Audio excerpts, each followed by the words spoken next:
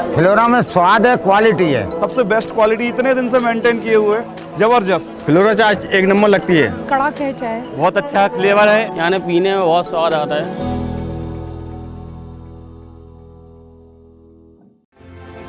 इस खबर के प्रायोजक हैं पूजा श्री डिटर्जेंट पाउडर व केक।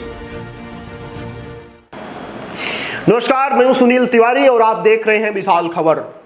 आज हम बिरसिंहपुर क्षेत्र के अनाज चोरों की खबर बताने जा रहे हैं। आपको बता दें कि बिरसिंहपुर में इस समय आसपास सहित क्षेत्रों में अनाज चोर जमकर फैले हुए हैं। और ये अनाज चोर हम इसलिए कह रहे हैं, ये अनाज चोर चोरी के बिना लाइसेंसधारी व्यापारी हैं। क्या नाम भैया आपका? मनीष कुमार गुप्ता। अच्छा, कहाँ से आए हैं? सिरमौर से। क्या लिए हैं इसमें? सरसों। कितना है? 70 बोरे। किसके यहाँ से लेके आए हैं? हरि गोविंद गुप्ता। अच्छा, कहाँ के हैं ये?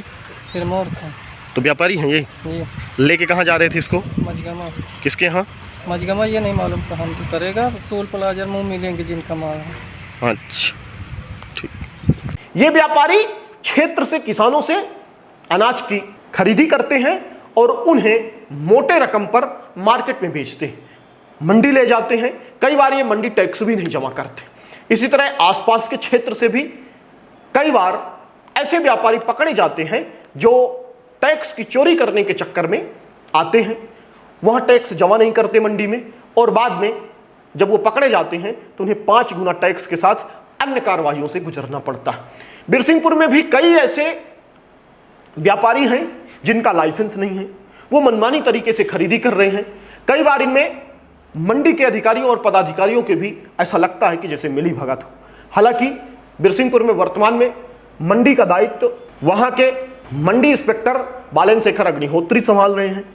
कई बार बालन शेखर अग्निहोत्री मंडी में बिना टैक्स जमा किए व्यापारियों पर कार्रवाई करते हैं, उनकी गाड़ियां पकड़ते हैं और उन पर चालानी कार्रवाई करते हैं। पर कई बार उनकी नजरों से ऐसे व्यापारी जो चोरी करते हैं वो बच भी जाते हैं, चाहे वो बिरसिंहपुर के हों चाहे आसपास के। ऐसे ही पिछले दिनों एक व्यापारी जो लगभग 70 बोरी के लगभग सरसों लेकर जा रहा था, उसको मंडी इंस्पेक्टर ने पकड़ लिया।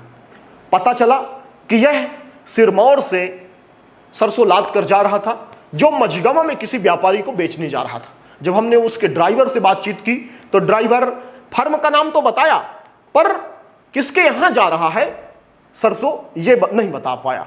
ड्राइवर का कहना था कि जिस व्यापारी को यह सरसों देना है वो व्यापारी हमें बाईपास मझगमा में मिलने के लिए कहा है। जब हम वहां पहुंचेंगे तो वो व्यापारी आएगा और हम उसको सरसों दे देंगे। कुल मिला के जिस तरह से ये क्रम लगातार चल रहा है, जिस तरह से बाहर से वो रीवा से सतना, मझगमा, चित्रकूट ऐसी जगहों पे जा रहा है और बिना मंडी के टैक्स दिए, इससे निश्चित तौर पे ये स्पष्ट है कि मंडी के संबंधित अधिकारी पदाधिकारी मिले होते हैं और उनके मन से ही ये बिना वहां टैक्स जमा किए चले जाते हैं। हालांकि पिछले दिनों जब बिरसिंहपुर के मंडी इंस्पेक्टर बालन शेखर अग्निहोत्री ने इसको पकड़ा तो इनने पूरा खुलासा कर दिया। ये सिरमौर से मझगमा जा रही थी, इसमें मंडी के कोई कागजात पेपर नहीं है, न बिल है, न मंडी का अनुज्ञा पत्र है।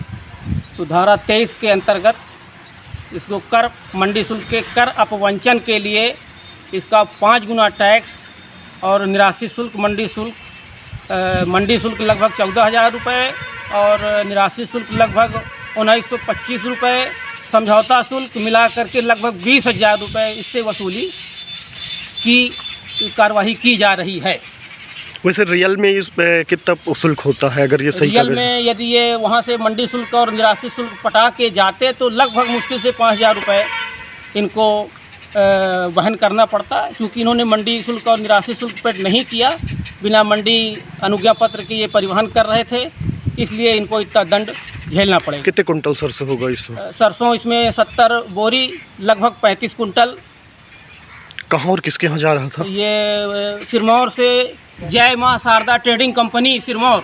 कई बार मंडी में जब पकड़े जाते हैं ये लोग तो वो मंडी के ही अधिकारी कर्मचारियों से बात करा देते हैं। उनका कहना है कि वो हर चक्कर मंडी इंस्पेक्टरों को या वहाँ जो भी जांच अधिकारी होते हैं उनको पैसा दे देते हैं और निकल जाते हैं। वो पैसा टैक्स के रूप में नहीं जमा होता और वो सरकार के खाते में नहीं जाता, वो मंडी के अधिकारी कर्मचारी खुद अपने जेब में डाल लेते हैं।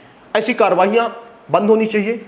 ऐसे हालात बंद होने चाहिए, क्योंकि इससे राजस्व का नुकसान होता है और सरकार को चूना लगता है। ऐसे कर्मचारियों पर भी कार्रवाई होना चाहिए और ऐसे व्यापारियों पर कार्रवाई होना चाहिए। हम फिर से ऐसी खबरों को आपको दिखाने का प्रयास करेंगे, ऐसे चोरों को, ऐसे मंडी के व्यापारी जो बिना टैक्स जमा किए जा रहे हैं या करते हैं। बिरसिंहपुर में भी कौन कौन लाइसेंसधारी नहीं है, हम इसकी भी चर्चा करेंगे, बहुत जल्द इसका खुलासा भी करेंगे। तब तक आप देखते रहिए विशाल खबर, क्योंकि यहाँ खबरों का सिलसिला कभी नहीं रुकता। धन्यवाद।